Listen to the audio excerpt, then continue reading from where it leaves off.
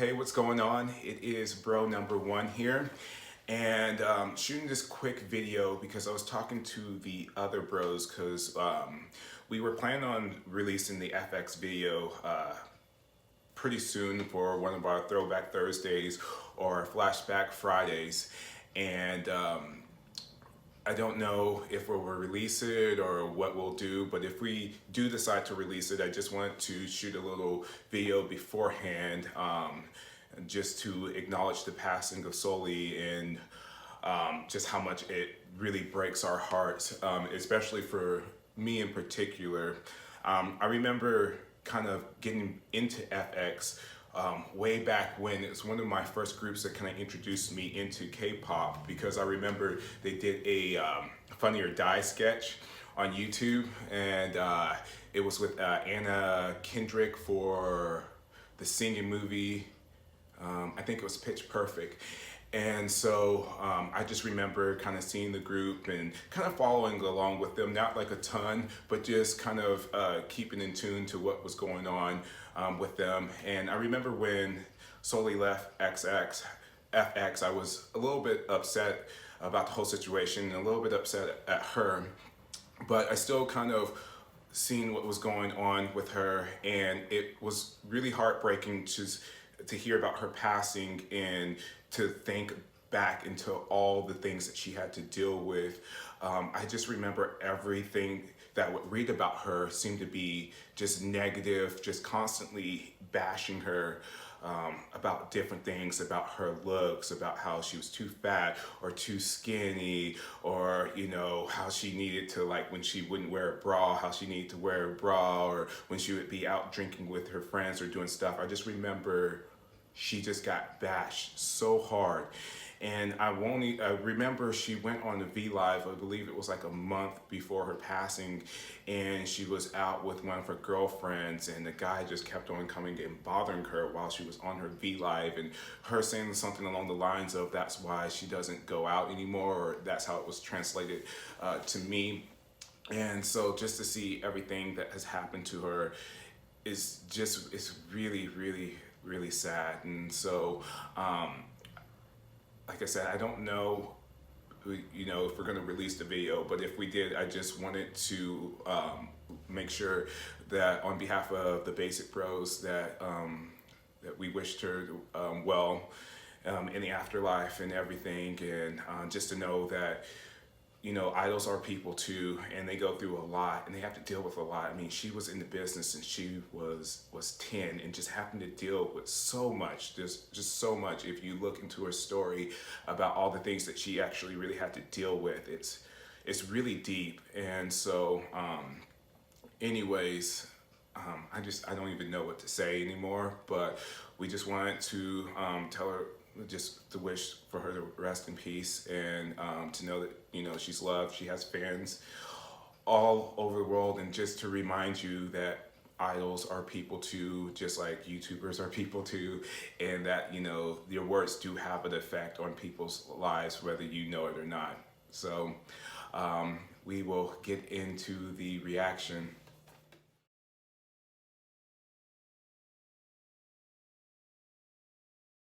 Hey, what's going on? I'm Devin. I'm Jeff. And we are Basic Bros Reaction.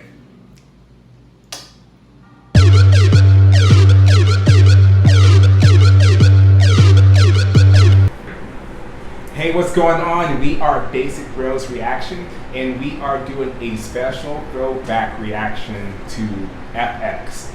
And we're going to be doing it to their video Electric Shock. So, do you know much about FX? No, I don't know anything actually. Oh, really? Yeah. Okay. So they are a second generation girl group, and so we're watching their video, and this video was shot back in 2012. Oh wow, okay. So this is going to be quite the throwback. But FX is, they were a group from SM, and so they were basically right after they debuted, after Girls' Generation, but before Red Velvet. So they were right in between. And so they did a lot with kind of more of a, kind of like they did a lot of different styles. So they played a lot with electronic, kind of sound and everything. So Okay. they were one of the, I believe, one of the first girl groups to really kind of play around with that sound. Not necessarily the first, but one of the first ones to make it big. And so they were doing really well, very successful. And then around the time that Red Velvet debuted,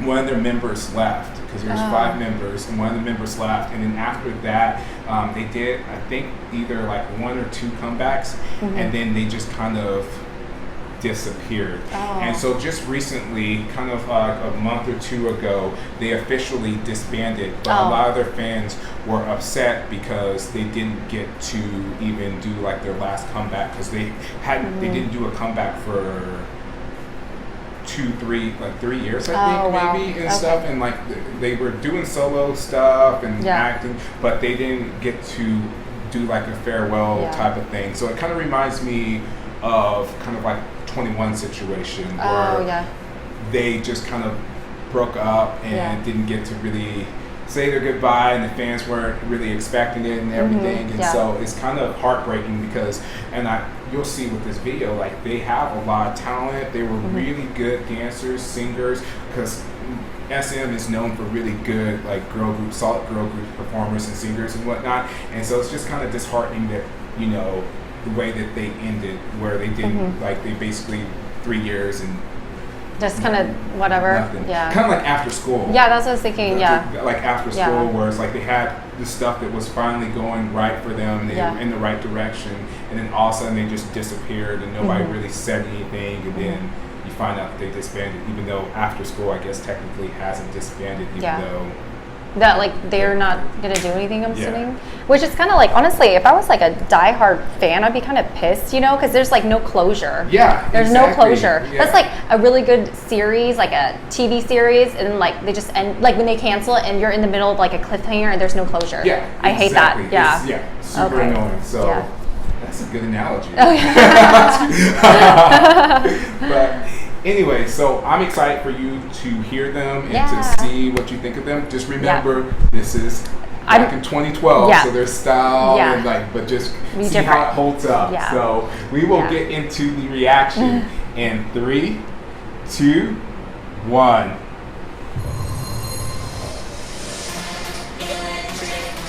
Oh, yep.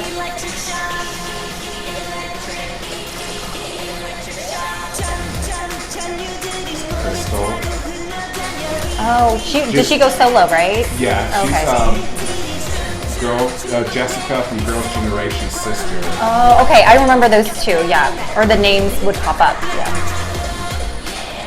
That's Amber. She's kind of known for like kind of like a tomboy look.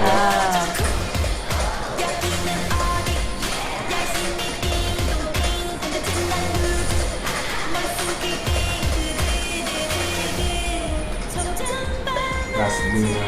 She's the main vocalist. She's a really strong singer. Is she solo now too, or? She did some solo stuff. Oh, I see.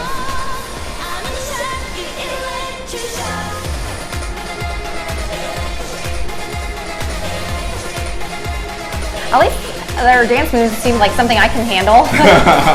It seems kind of simple enough that it always looks that way until you start trying to do it.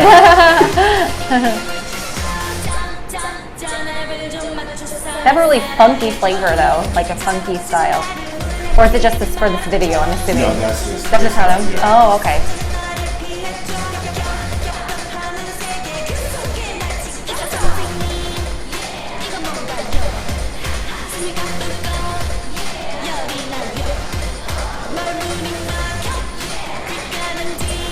Yeah, they do have some crazy stuff. Like kind of like 80s or 90s, I guess. 90s?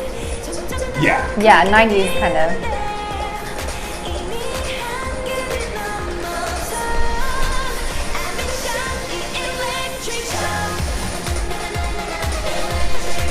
Yeah, I think I can handle that dance move. Need to bust out the club next time.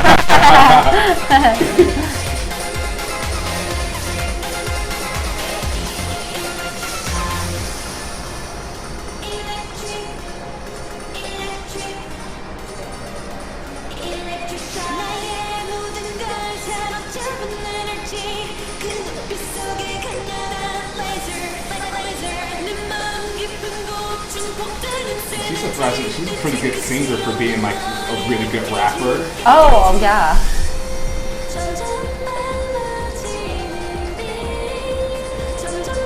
I like that, like the lighting and stuff. Yeah.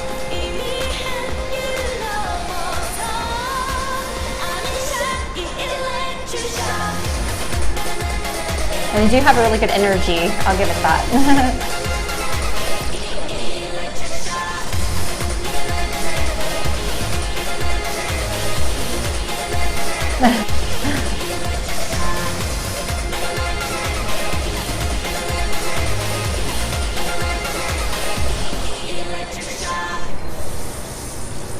That's really cute. Yeah. So. I think Amber was my favorite, Was like she? a tomboy one. She was really cute. I liked her style for sure. That she's different and everything. Yes. Yeah. How do you like?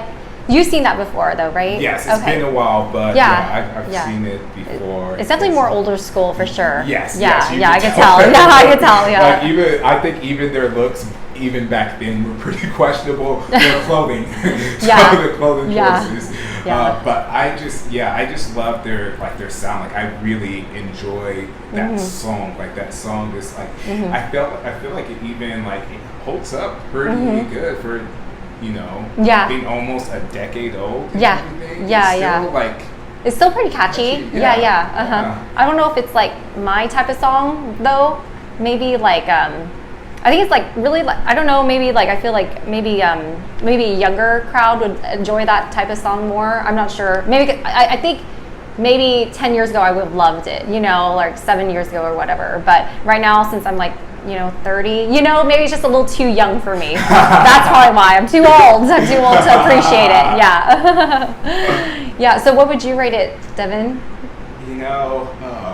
FX will always have a special place in my heart, so it's going to get a little bump because of that. So I'm going to give it a 8.5. I just really, I don't know, it's just, I just watched that video and it's just nostalgia got you. Yeah, it's just like, oh man, I just wish that they would have gotten one chance to do just one last thing with them all together, because like I said, even with their last thing that they're released, and maybe we'll if we get enough requests, we'll do like 4 Walls, which was like their last release. Oh, okay. Or Red Light was another one, and those were some different sounds, but that was more like I believe they were back in 2016, so recent. That's but even their sound was different, but their looks were different. Like it was really cool, but they definitely look like really young in that video. Yeah. They look really young. Yeah. I would say I'd give it probably a 7. I think like I just think maybe I'm just like too old for that song now. Like maybe if I kind of grew like during when it came out and I listened to it at that age when it came out, I probably would have liked it more. But I think maybe at this point I just maybe liked like the newer, more mature sounding. Yeah, because I think it sounded a little kiddie to me. Type of thing. Yeah. So that pretty much we're going to have to do 4 Walls or Red Light. So let us know in the comments below which one you would prefer for us to do, 4 Walls or Red Light, because I gotta get Kathy to bump that But anyways, thanks for checking out the video. Don't forget to hit that subscribe button, and while you're there, hit that like button. And we are Basic Bros Reactions.